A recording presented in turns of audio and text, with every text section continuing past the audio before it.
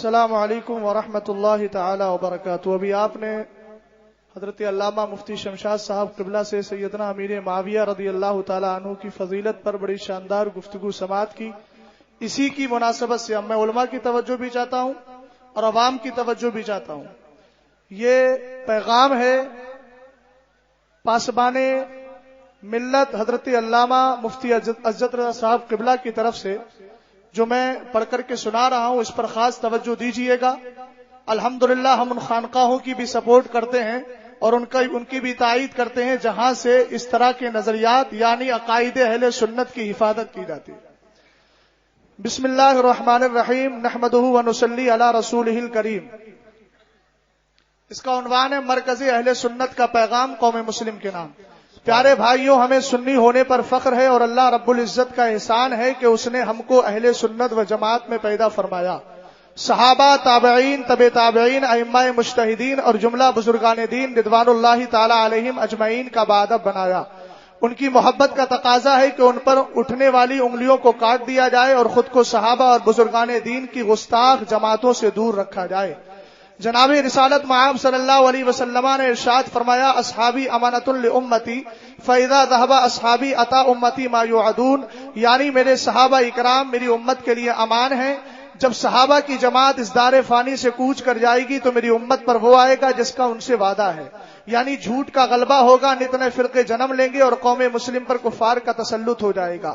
حضور علیہ الصلوۃ والسلام کے فرمان کے بموجب آج جماعت اہل سنت کو چاروں طرف سے سب و شتم کا نشانہ بنایا جا رہا ہے، ان کے عقائد پر شبخون مارا جا رہا ہے۔ ایسے پرخطر دور میں علماء اہل سنت کا منصبی فریضہ ہے کہ اپنی ذمہ داری سے سبکدوش ہوں اور اس حدیث پر نظر رکھیں۔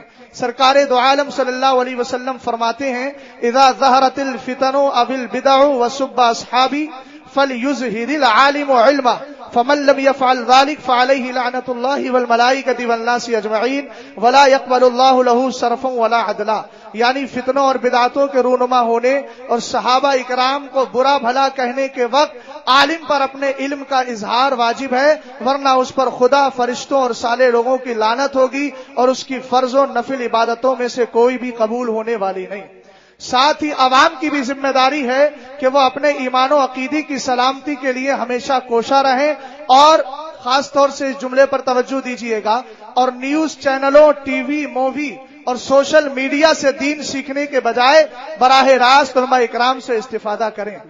طلاق ثلاثہ اور دوسرے دینی مسائل پر شرعی عدالت یعنی سنی دارالفتاؤں کے فیصلوں کو اپنا معمول زندگی بنائیں۔ دینی بھائیوں، ہم درمیانی امت ہیں، اعتدال ہمارا وتیرہ ہے۔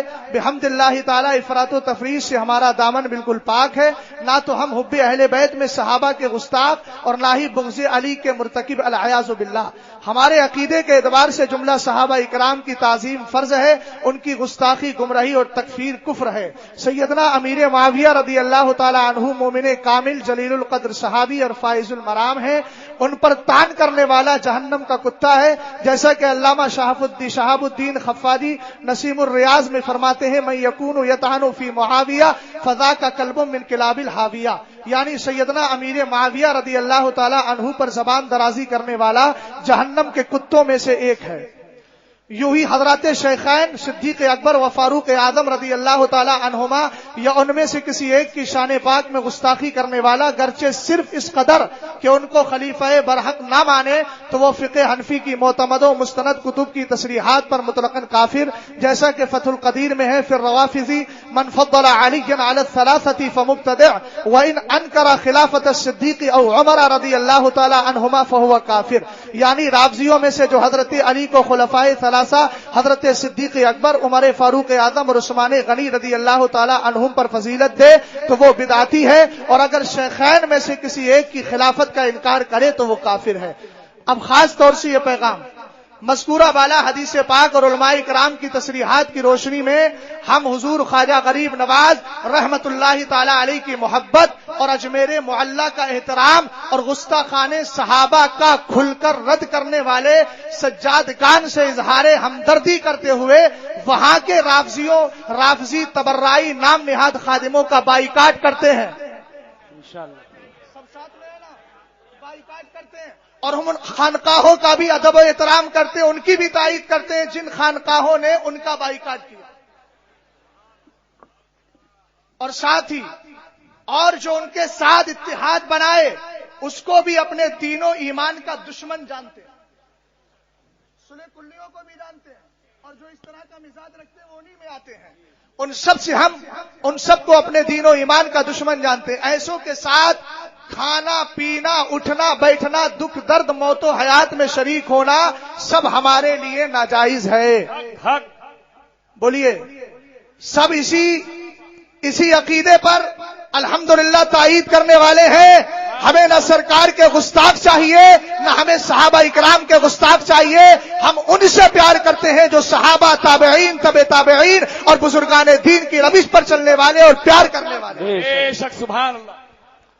ان بددینوں سے نہ کل ہمارا کوئی رشتہ تھا اور نہ آج ہے اور نہ کبھی ہو سکتا ہے۔